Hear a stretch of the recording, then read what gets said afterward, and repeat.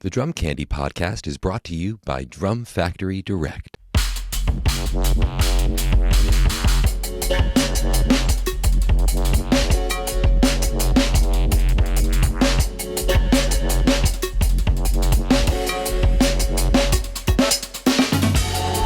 What is up? It is episode 9 of the Drum Candy Podcast. This is your host, Mike Dawson. I'm coming to you from Drum Factory Direct in Pittsburgh, Pennsylvania. This week, I'm sitting down with the great studio touring drummer, Blair Sinta. If you're not aware of Blair's work, check out his YouTube page and also go follow him on Patreon.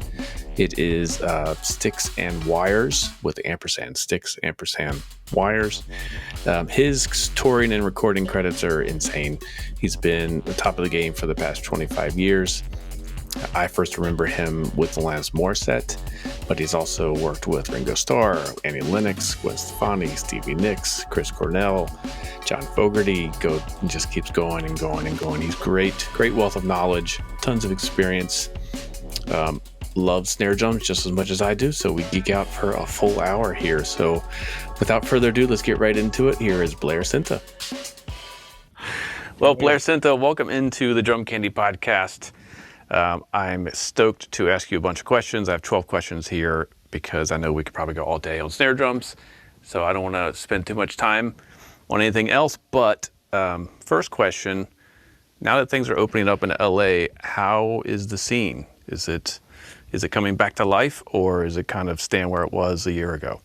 To be very honest, I haven't been out too much, but I do know that I've had some in-person sessions in my studio, which has been awesome. Nice. I had 2 last week. I have somebody coming over today.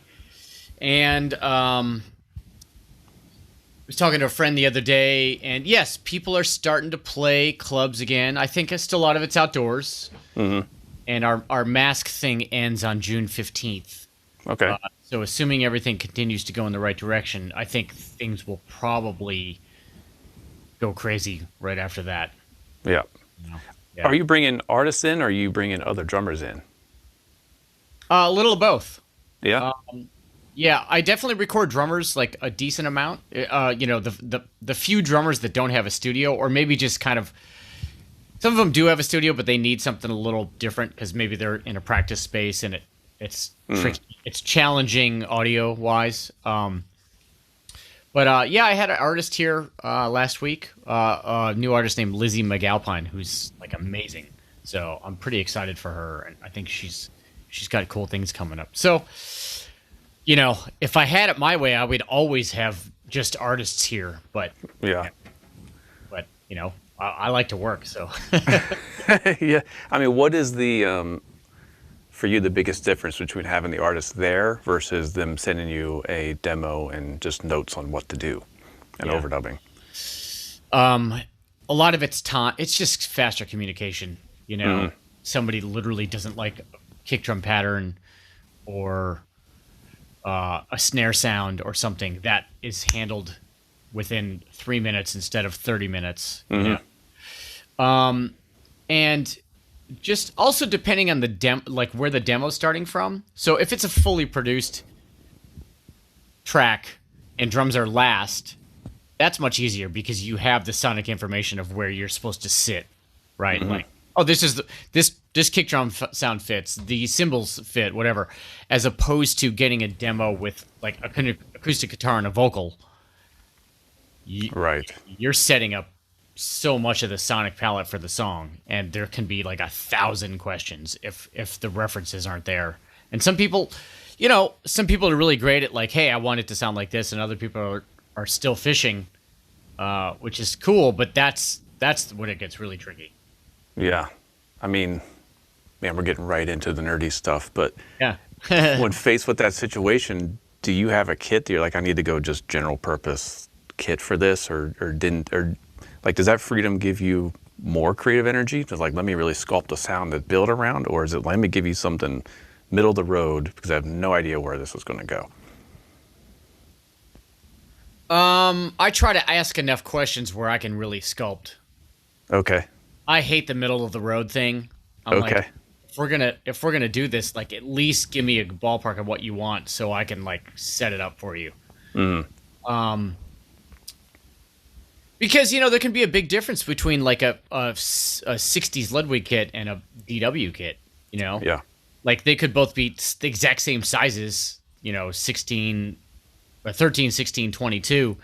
But man, tonality and punch and just like that can just be such a game changer, or how you mic the kit, like, yeah. So in fact, when I was working with Lizzie last week, her record, I played on, I think, like 90% of her last record, which is called Give Me a Minute. And that was like it's pretty mellow, really acoustic, really organic, really beautiful songs. But this time it's a little more, I guess, edgy or rock. Okay. So, in my brain, I was like, oh, it's like Lizzie, I know what I'm going to do. But it wasn't that. And the fact that she was here and the producers were here was huge because I was like, oh, okay, because I needed to be said, no, that's not what we're doing this time. I see. Yeah. So did you have like something set up before she got there? Like this is going to be the sound. You had to just scrap it and start over? I was pretty close, but it was, part of it was like, how hard do you hit? Mm-hmm. What are the right cymbals?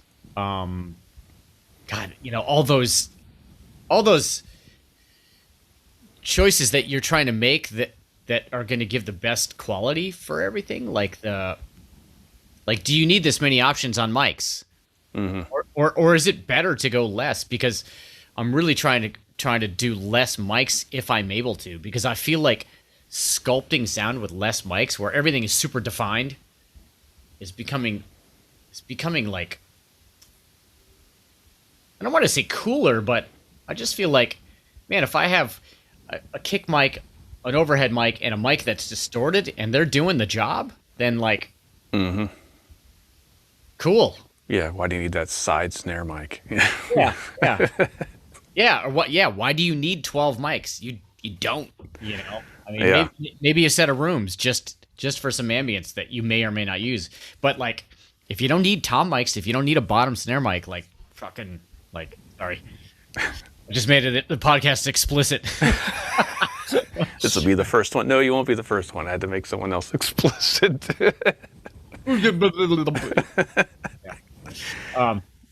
Yeah, so it's all those questions that seem to go, like, the process just goes so much faster when people are in the room, Plus, it's just more fun,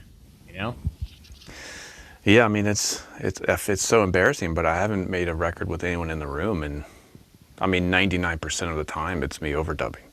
99% of the time. And I know that it would be so much easier if, like, just come over. Yeah. Just spend a day here. So I'm excited to get back to that. Okay, before I go into my actual questions, another question. Mm-hmm. So I think in the beginning, whenever all drummers were starting to record, the rule was don't do anything to your tracks, send it off as raw and as natural as possible. I've done that, and I've had terrible results because they didn't know how to mix them right. Whereas now I feel more confident where I'm going to pre-mix the drums enough to where I know that at least you're getting a sound that is what I was hearing versus straight off the microphone.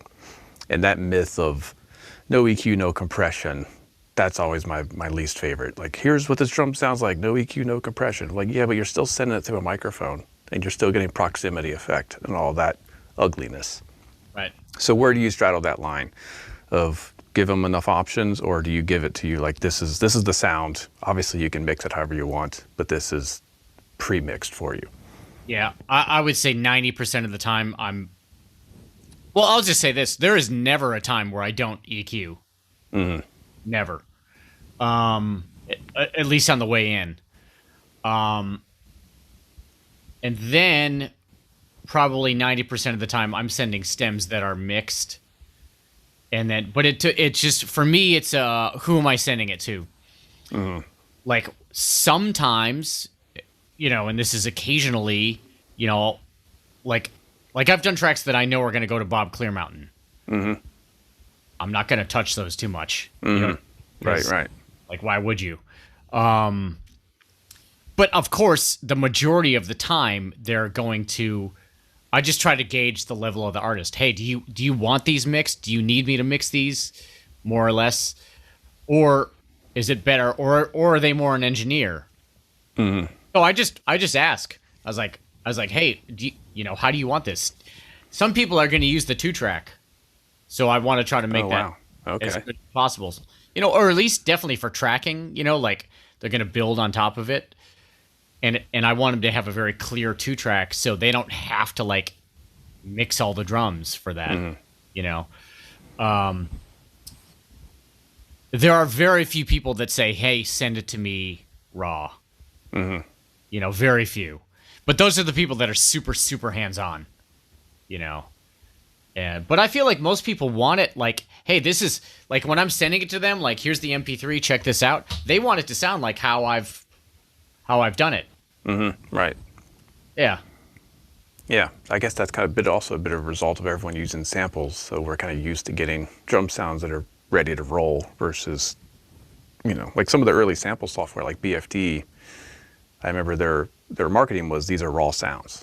Well, I think a lot of people end up using the other sample libraries because they were processed. They were ready to go. You'd have to scoop out 250 hertz on every bass drum all the time. Right. Yeah, I think it's... And I think especially with things like Splice and, anything from Native Instruments or whatever, those things are so well mixed. Mm-hmm. Just the sounds themselves. Again, people are just used to like, kind of drag and drop, or less. Yeah. So when did you first get into recording, and was it always like a goal or a diversion?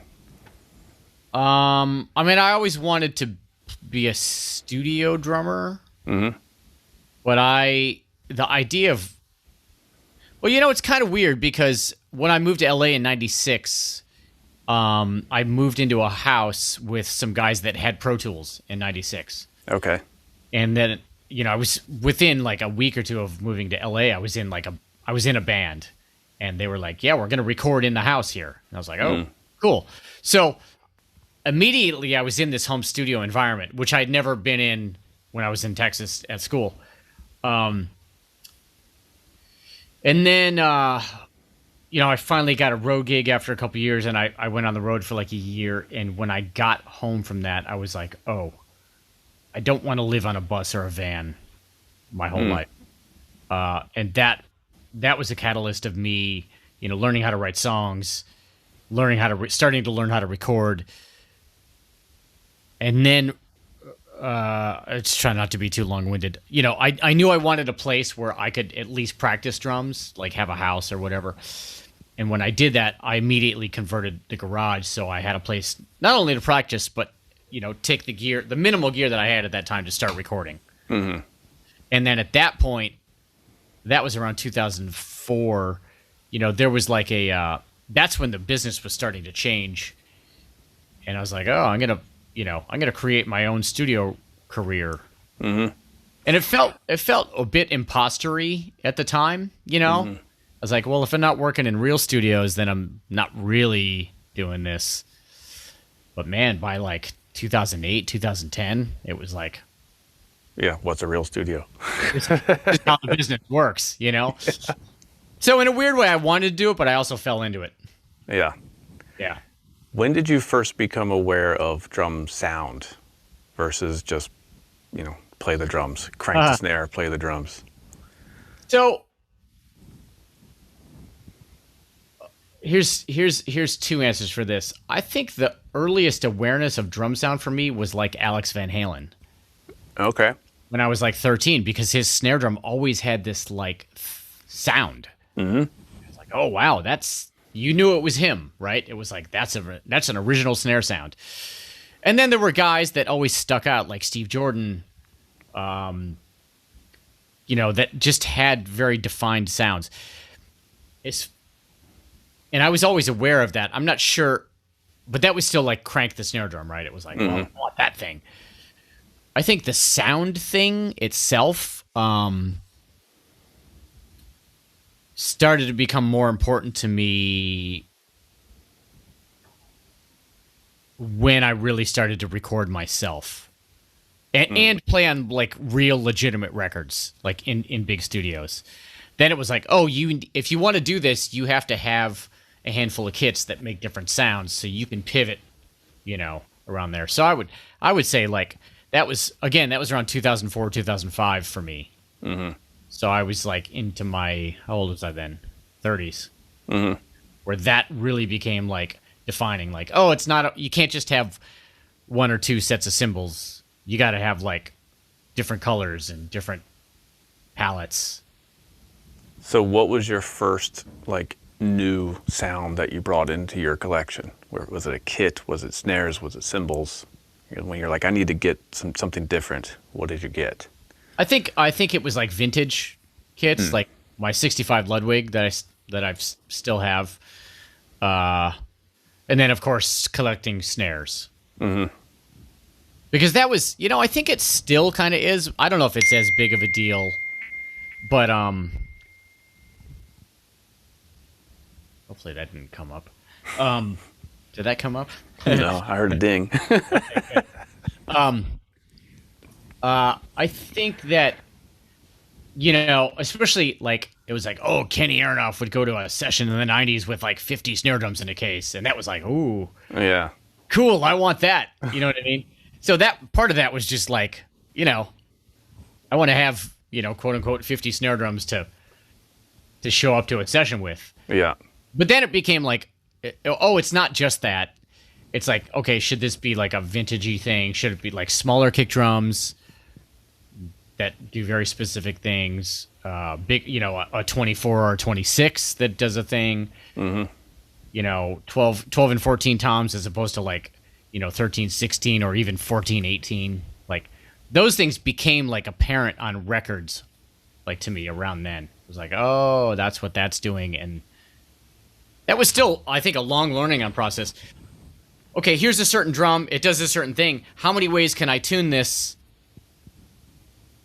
and still get what I want? Or do I really need to change the drum and still tune it there to really get the sound that I'm looking for, So do you tend to keep drums tuned one way and just swap them out? Or do you have, 3 sounds per drum that you like if you pick a drum, it's sort of right to ballpark, didn't you fuss with tuning, or is it just give me a different drum if it's not working? I think probably the first. Like I know like when I'm listening, like let's say somebody sends a demo. So I was literally just doing this before we got on the call. I have a tune to do right after this.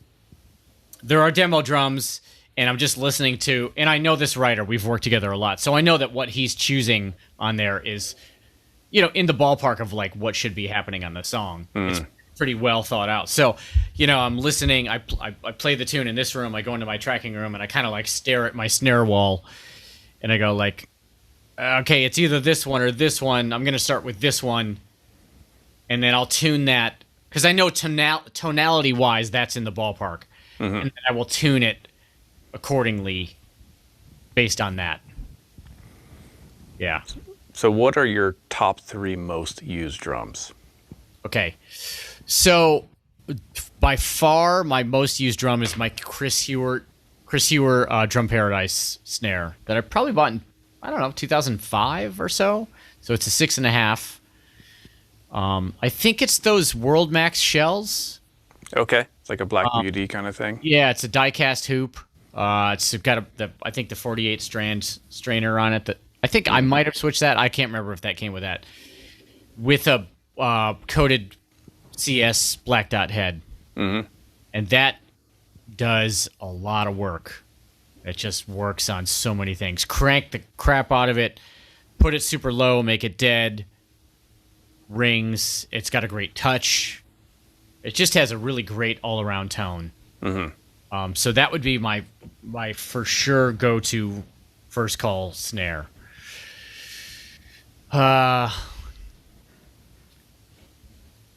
Second's tricky. It's funny. So I have a 6.5 steel Keplinger. Okay. That also, it lives in a similar world as that Hewer, but it's like a little more quirky. Mm-hmm. a little more pong to it, like it kind of does that Matt Cameron, funky ring thing, but it also sounds great at like any pitch, and that's also a 6.5. I feel like I should grab these and hold them up here. Yeah, if you got them, let's see them. Want to see them? I'll grab them. Okay.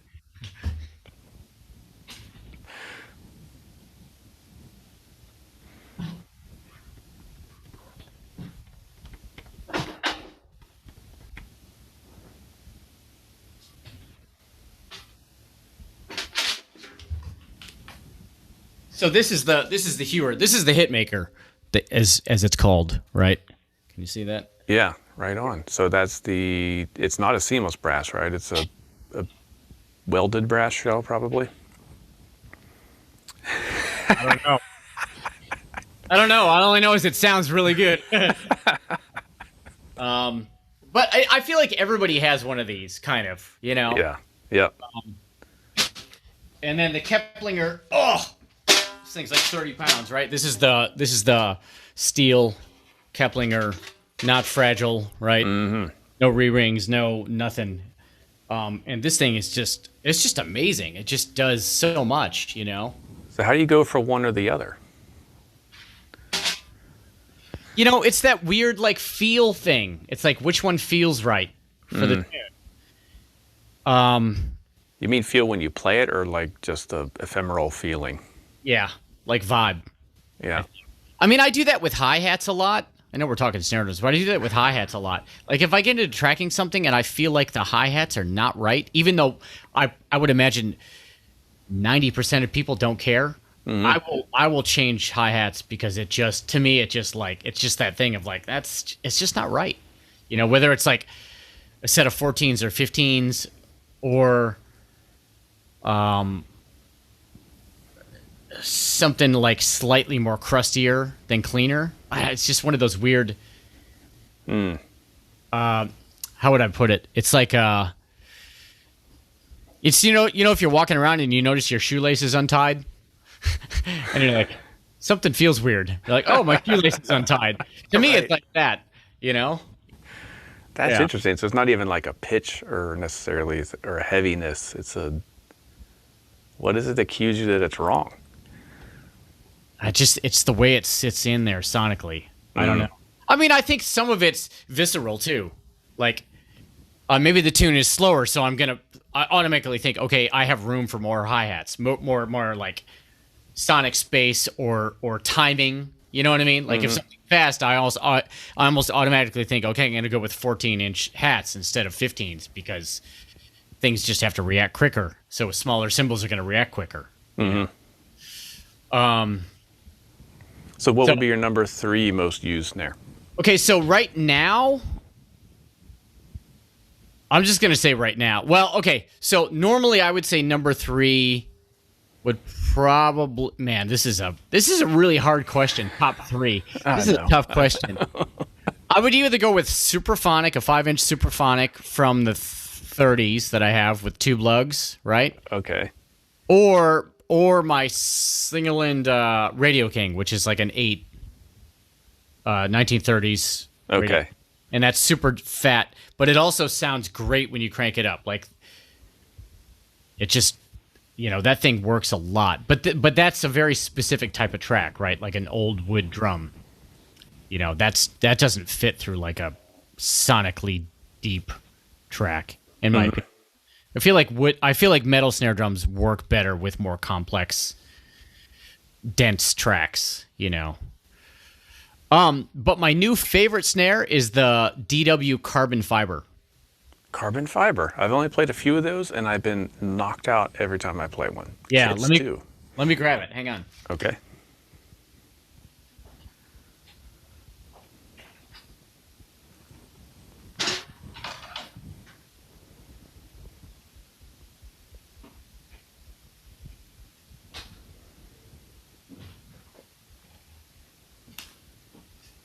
So I demoed a few of these for DW, and cool. I did the 6.5 and the 5, and man, this thing, it just works. It's really dry, which I love because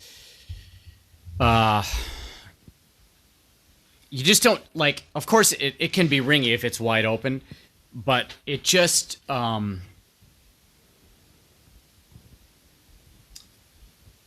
especially as opposed to that Keplinger. The Keplinger is like a presence. You know, it's got a pong. It's got like it's kind of like in here, right? Mm-hmm. This, it kind of like. It's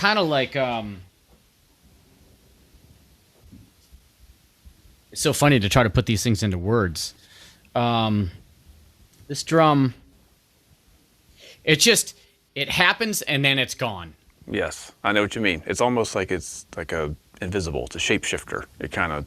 Yeah, but it's got a great tone also. So it's not like it's like generic, you know. Mm-hmm. It's got a very specific sound, but it's also the dryness of it. It's like, hi, bye. Right. Bye. Now, have you played a carbon fiber kit?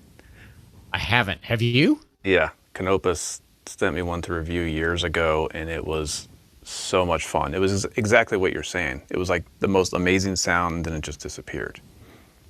It was. I didn't even know there were carbon fiber kits that existed. That's yeah. Awesome. Yeah. And it's probably super light too, right? Yeah. It was special. Yeah, that was one of those kits where I'm like, man, if I had some cash, I would hang on to this one. Yeah. That's kind of what happened with like this DW. I was like, I'm not giving this back. I was like, you know, it's like, this is living here. It's too good. The 6.5 was great too, but there's something about the 5 that I really liked, you know. So would those be the same 4 drums that if someone called you tonight and said, I need you in the studio tomorrow, just bring 4 drums and we're going to do a bunch of different stuff? Well, is that what you would grab, or would you go with a different selection? That would be different because especially if I didn't know what I was getting into, I would definitely take the Hewer. I would definitely take the Radio King. I would take some sort of like smaller, like piccolo-ish drum. I have an AOT, a 3x13 AOT that's got wood hoops, and that really works well for a lot of things, pitch-wise, and it's a unique character, so that would come with me. So that'd be 3. I would definitely take my Supraphonic, which is a 5-inch Supraphonic, because I crank that more. Like, I don't tune that down so much. I crank that, so that's like really great, like high, kind of ringy, brighter than the Hewer. So I would take that, and then I would take probably one more oddball drum. What would I take? Maybe another wood drum, like a 5-inch wood drum, something like older, like maybe a Ludwig Pioneer. Okay, that's 3-ply, right? Yeah, just that way I've covered all bases. On like, you know, I know that I can tune the Hewer anywhere, and that's going to work for like a big rock track. Or I have the Supraphonic that would probably cover different parts of that if I needed it. I have some wood drums that if it's like kind of an organic rootsy thing, you know, I have pitches covered for that, or a very wide open sound. Then I have the AOT, which kind of can live in a pop tune or kind of can live in like a very kind of delicate, quiet world. So I feel like between those, I feel pretty safe, you know, like going minimal, you know. So it sounds like the Hewer would be your one drum, but if I said you can only use one drum for the rest of your life, what would it be? It would be that, for sure. Yeah. So again, those of you listening, that is a 6.5x14 black nickel brass shell with die cast hoops.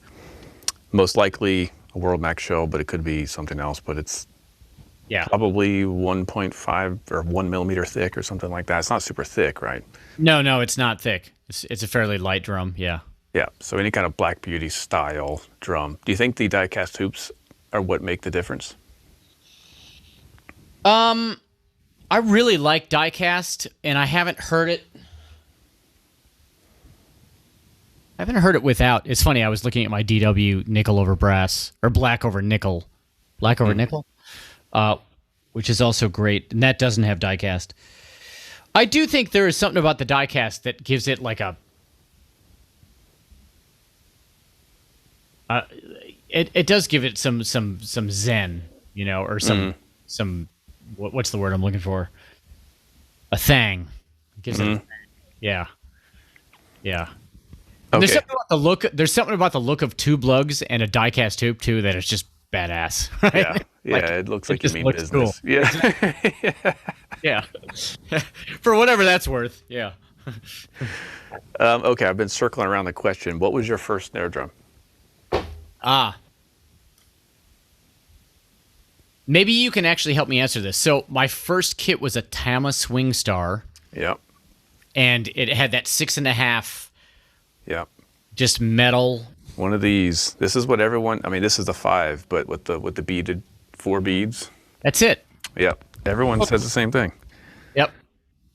And Which that's is what I used to. That's what I used to tape up with Gaff to try to get the Alex Van Halen thing. What is the secret? Was it like a square of tape? What does he do? Well, I mean, I might get. There's 1,000 opinions on this, right? I used to watch that Live Without a Net video. I don't know that one. Like 1986, first, Sammy Hagar was in the band. It was like 5150 record, and there was a live concert video. And to me, it looked like he had like just 4 or 5 strips of tape just over the center. Hang on. I think Blair has the Alex Van Halen drum ready to go. Let's see what we got. And of course he's got one.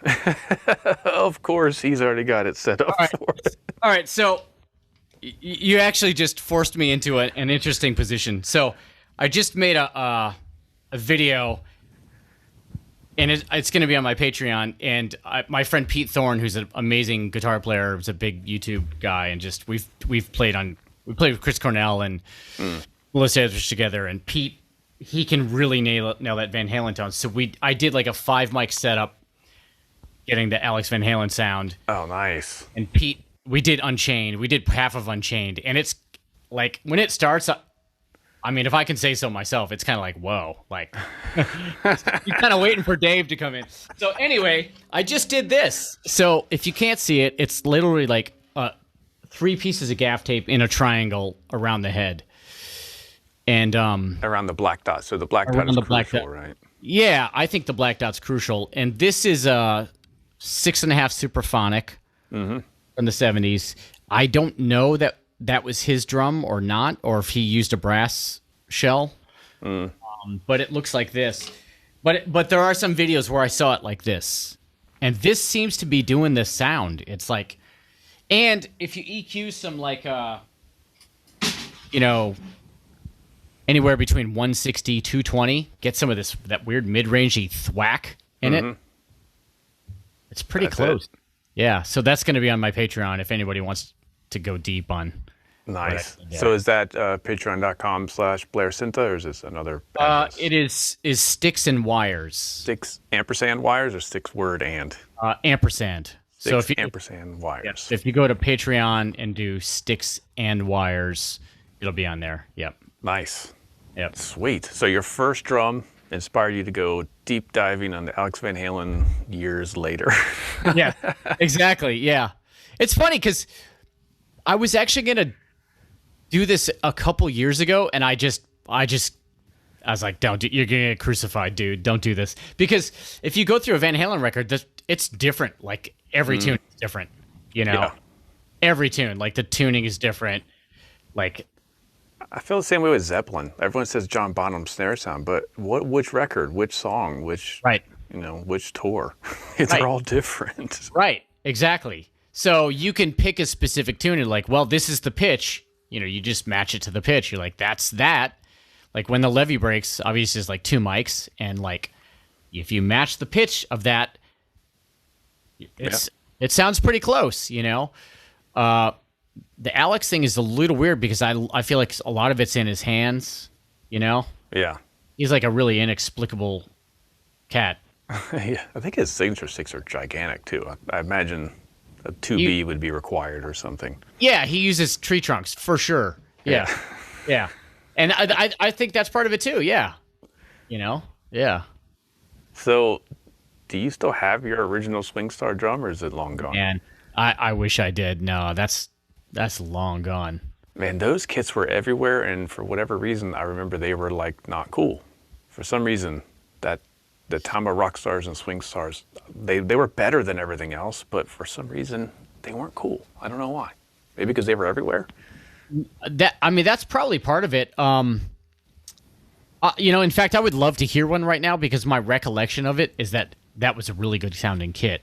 Mm-hmm. With the giant power toms, right? Yeah. Was it black? Red. Mine was cherry red. Nice. I had a cherry red export. That was my first kit. Yeah.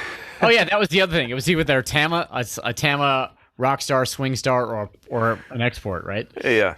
Yeah. But my first drum set gig was with my 5th grade band. We did Louie Louie, and I played the drum set part. And when we did the concert, it was at a different school, and they had a Tama black Rockstar kit, black pinstripe heads. They must have had those Remo muffles underneath the heads because it just sounded like a perfect tom sound. Right. That's just so stuck in my head, and the bass drum was like so punchy. I couldn't get my export to do that. No, at the time I had a Black Hawk out of the Sears catalog. I could not get my Black Hawk to sound anything like that. That's funny. The funny thing is, especially I'm thinking like mid 80s, right? Like the school kit was a Ludwig, it was probably a 60s Ludwig kit. Yeah, like, probably, yeah. White marine pearl. And, in my mind, that thing was a piece of crap, right? Yes, yeah. I mean, of course, it wasn't tuned well, but it was always just like, ugh, like I don't want to play this thing. And then, of course, my Tama kit was like, oh, this thing is dope, right? And now, of course, it's like that Ludwig kit is definitely a go-to. Yeah, exact same situation. My middle school they inherited the high school's old kit, which was I don't know what year, but when Ludwig was doing school colors, so you could get a sparkle in 2 colors, and we had garnet and gold, and it had a 24-inch bass drum, and it sounded so bad. Right. But the bass drum was like the best bass drum sound I've ever heard in my life. Right. But the toms they had the original heads on it and everything. Right, some Weather King. Yeah, like the clear, heavy, whatever they were called. And like for years, I was like, someone has to have this kit. Like, where is it? They must have thrown it in a dumpster, unfortunately. Right. But yeah, I remember that distinctly. 24-inch bass drum in middle school. It was the most massive, with the silver dot, of course. Yeah. And then Grohl was probably the last guy to play one of those kits, right? Like. Yeah, that's right. Yeah. That was he played that in Nirvana. Right. With the floor tom as a rack tom. Yeah, exactly. Yeah. He rocked that thing in Nirvana, and probably haven't seen one since, Oh, man. So what was the first, snare drum you bought with the intention of, I'm getting a snare drum. I need a snare drum. It is a sad story. I bought a Noble and Cooley.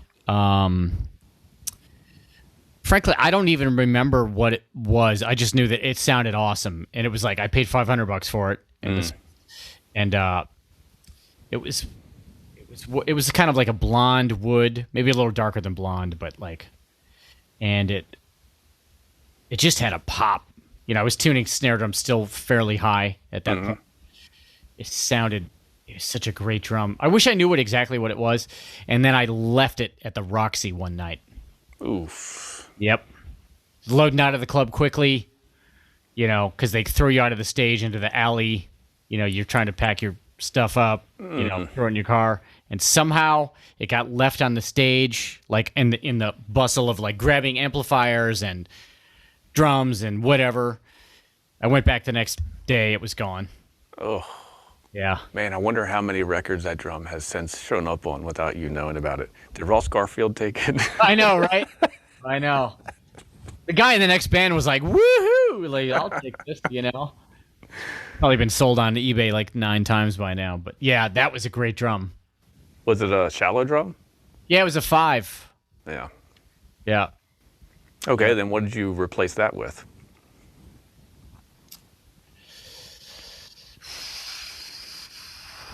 I had a pork pie for a minute.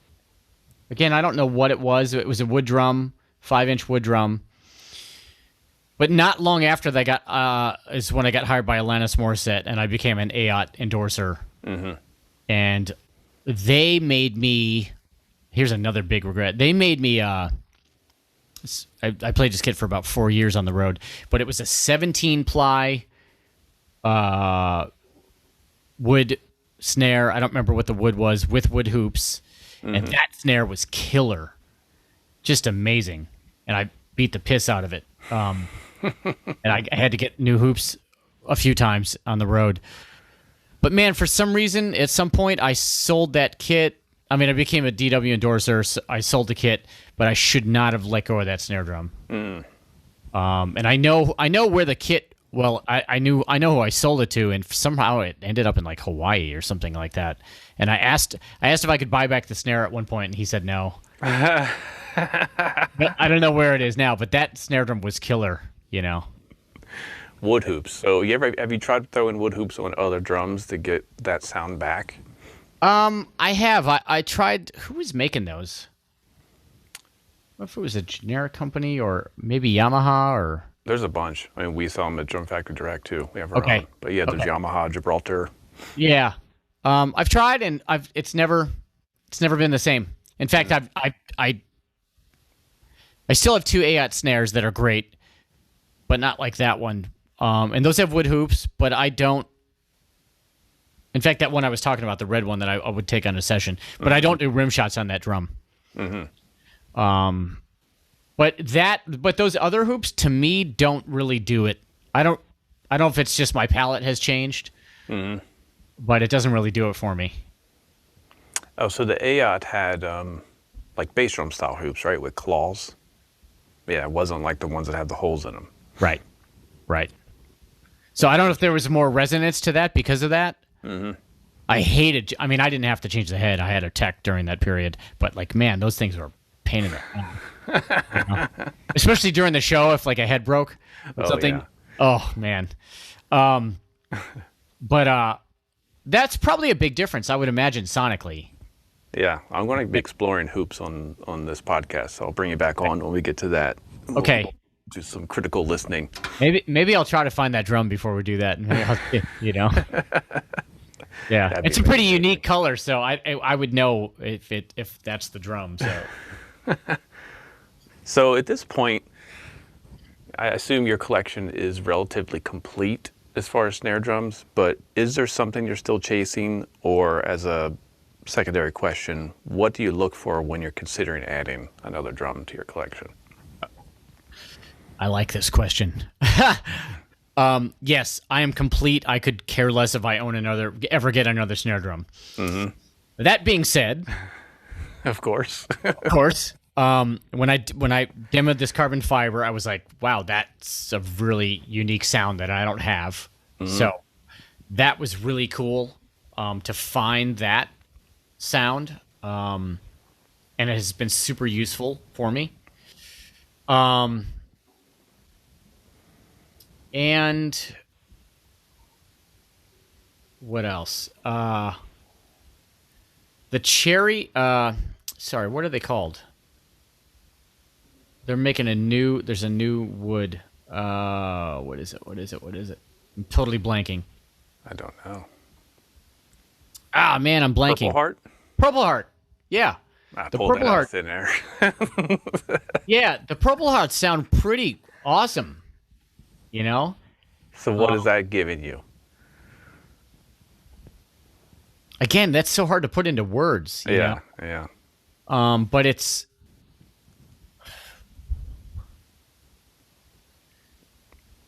wow, thicker. I don't know.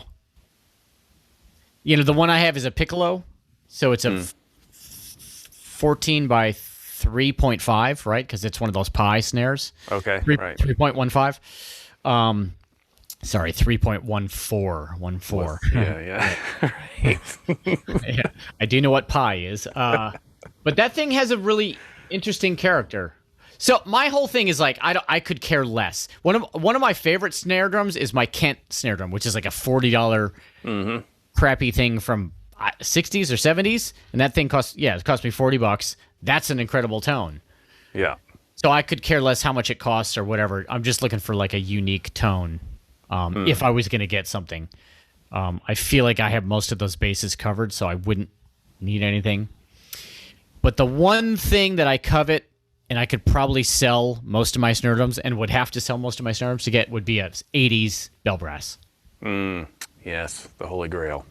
I mean, it's just uncanny. It just works. Yeah. And whenever I'm on a session, that's what I ask for, and I usually never have to tune it, and I usually never change it. It just sits everywhere. So it's not too much of a rock and roll drum for you? I mean, the few times, I mean, you know, when I think about it, like I did kind of like a metal session a few weeks ago at East West, and that was that, and that was definitely appropriate. But then I played on like a pop record. This guy, Louis Tomlinson, the guy from One Direction, I played on his record like a year or two ago, and that was that drum just sat there. It just worked, you know. Like there's the depth, there's a high end, there's a crack. It just sits, you know. It just like fits anywhere, and of course dynamically, it just, you can choose how hard you hit it, you know. I don't know. I mean, I've never had one in my studio here at home, so maybe it would react differently in a room like this.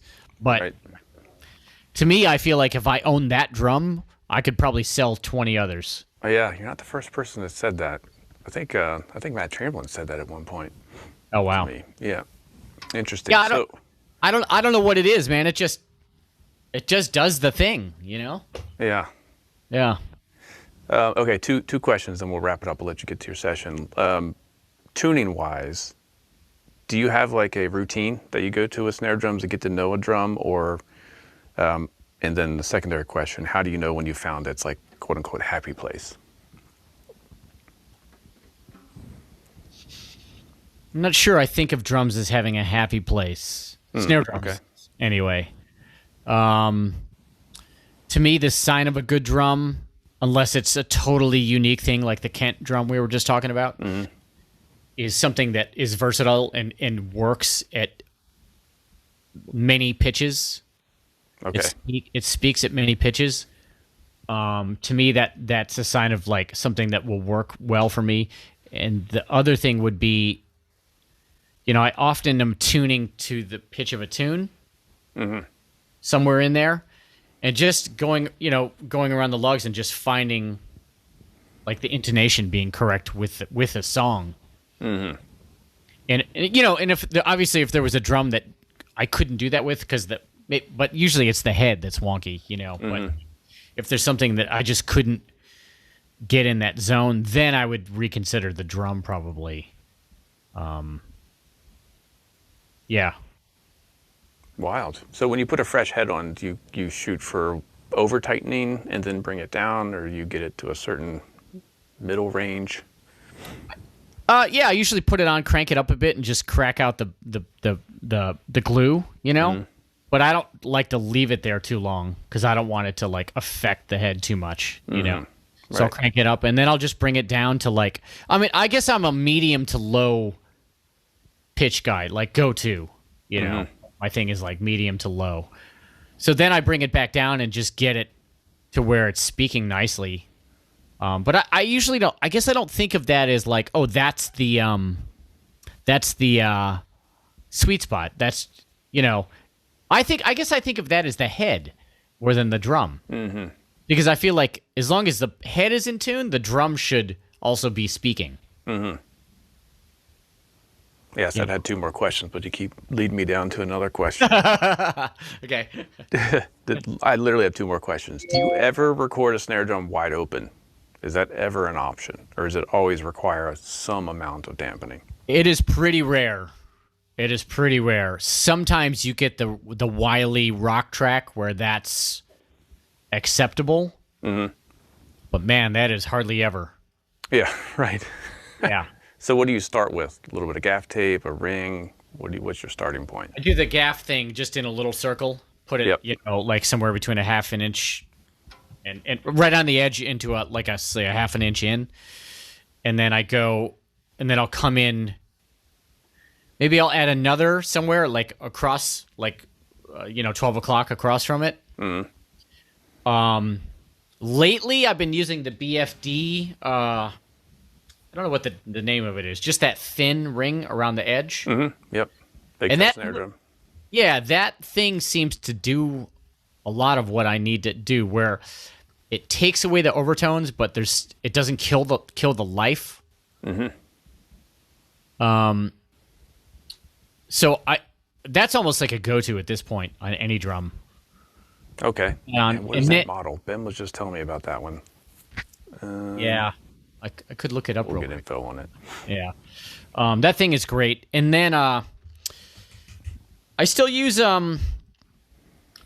like a bandana a bit. Do you have like a method you fold it in half or thirds or quarters? How's it wrapped up? Yeah, probably in like quarters, like pretty thin. Okay. And then I just find like somewhere, the last what is that, quarter of the drum, find out where it's sitting best, but the tone is still good. Yeah. And I just see how much of the handkerchief should be on there, and then I gaff it there so it doesn't move. All right, last question. Yep. This drum has already been kind of put through the ringer with all the previous guests, but Okay. if I handed you this is a gig percussion snare. Okay. I thought originally it was probably made by Pearl, but now I'm thinking it might be made by Tama, but it's definitely made in Japan. It says so on the badge. Okay. If I gave this to you, original form, it had really crappy broken triple flange hoops. The throw off I still haven't changed, so that is still yet to be Cool. updated. Yeah. I did put die cast hoops on it last week, and that made a huge difference. So I'm really excited to explore hoops like in greater detail. But if I gave you this drum, let's say with the rusty original triple flange hoops on it, what would you do with it to get it to work, either on a session or a gig or whatever? This is an awesome question. The first thing I do is see if it's what it sounded like in its form that it came to me in. And if it had a unique character, I would just leave it. Let's put it this way. So my mom was a public school teacher, and there was a drum that was sitting in her music room for like years. Never got done. And she finally just gave it to me, and it's a mid-60s Ludwig wood drum, and it's got the head is like, it's messed up. The head is messed up. And I tried to change the head once, and the new head just sounded like crap. I was like, whoa. So I put the old head back on, and it's always been on there. And that drum has some mojo. So my first thought is I wouldn't do anything to it. I would just see if it had a thing. Yeah. The next thought, I would probably do what you did, is put some die cast on there. And then according to how the drum reacted, I would either put an coated ambassador or a black dot on there. And then I've noticed that sometimes the black dot just kills the tone for certain drums. And others, for me, it's just that brings out the magic. So to me, it would just be like a hoop and a head thing. Yeah, it was amazing. I mean, this became, I did a session yesterday with it because it was there. I'm like, let me just try this drum. The die-cast hoops made all the difference. I was kind of shocked because before it was kind of wild and crazy. I'm like, yeah, I could use this if I want something wild and crazy, but this is a song where I just want a snare drum, like snare drum, and it was like, cool, I don't need to change it. Right. So it got its maiden voyage on a real recording. Yeah. With heavy-ass die-cast hoops. Yeah. It did feel kind of weird putting, $80 worth of hoops on a $30 drum. Yeah, I hear you. But if it becomes I heard it on Instagram, right? That's the one that's on Instagram. Yeah. It works. Hey, it's better than shelling out $1,200 for a drum, right? I've done that too. Don't shame me, Blair. I've done it too. Right? Yeah, I'm all about character, though. I feel like I'm going out on that road with microphones now too. I got enough clean, nice, pristine microphones. I kind of want dirty, weird sounding things to to bring out characters, you know. So like to me, everything is good if it does something interesting, you know. There's no such thing as like this is good and this sucks. Yeah, right. What is good? Well, I mean, this was garbage. This was literally in a dumpster, and Yeah. I think it sounds all right. So Yeah. You really found it in a dumpster? it was rescued by a friend of mine. He got it out of someone's trash pile and just sent it to me. Awesome. Yeah, and I've got a few of those. I've got a Superphonic. I did that, and I have a Slingerland, one of their like solid brass, chrome over brass from the 50s. Yeah, found it in my high school dumpster. Whoa. It just said, "Hey, I'm taking this, so just be aware." And Right. those two drums I've used more than anything else. That 5x14 chrome over brass Slingerland and Yep. a 6.5x14 Superphonic. Wow, man. What a find. Yeah, $0. There you go. There you go. All right, Blair, I won't take up any more of your time. I appreciate you sitting and chatting snare drums in our safe space here of Drum Candy. If you want to check out Blair's YouTube channel, it's under your name, right? Blair Sinta. Yep. If you want to support him on Patreon, it is Sticks & Wires. Yep. I'd definitely go check out when you putting the Van Halen thing up. Is it up? You know, I might do it right now. All right, so check No, out well, his Van Halen yeah. snare sound. It'll be up. Yeah. And other than that, where else can they find you? Your website, blairsinta.com? Just on my website, I'm available for sessions and teaching. I teach audio recording and, of course, drums through my website. Excellent. Well, thank you for joining in. If you're okay with it, I'm going to bring you back on for a future episode too. I love it, Mike. Thanks for having me, man. All right, great. Thanks. On. See ya.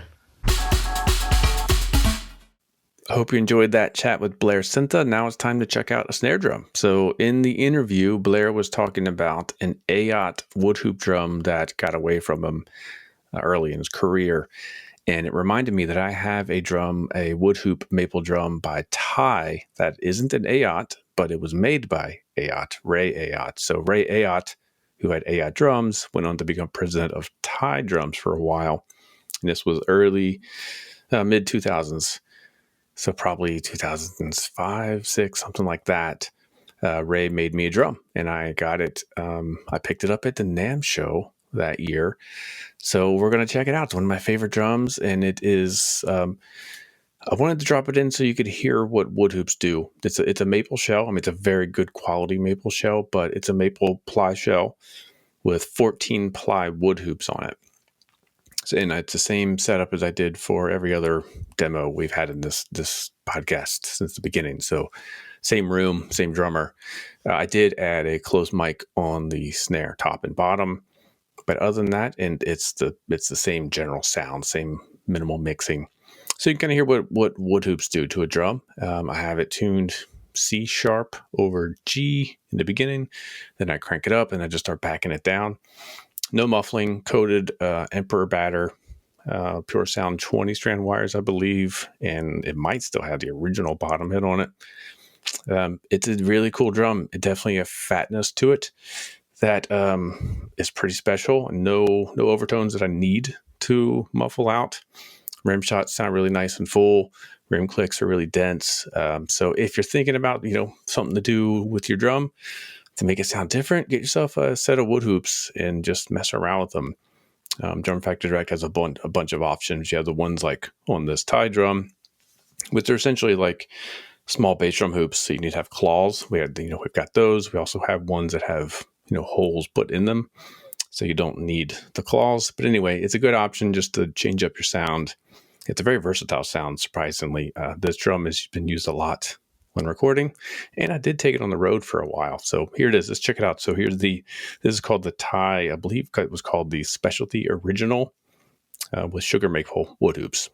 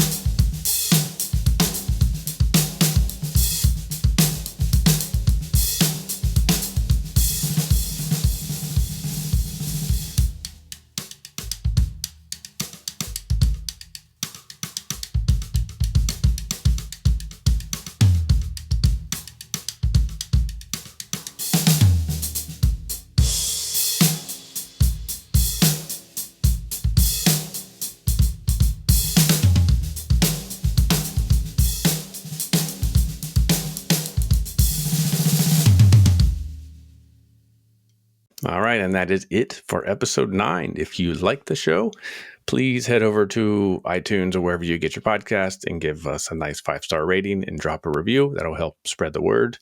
And next week, I am sitting down with Gunnar Olsen, and then I've got a few other guests I have to book. So I'm out of my my first batch of guests. I've got a few more.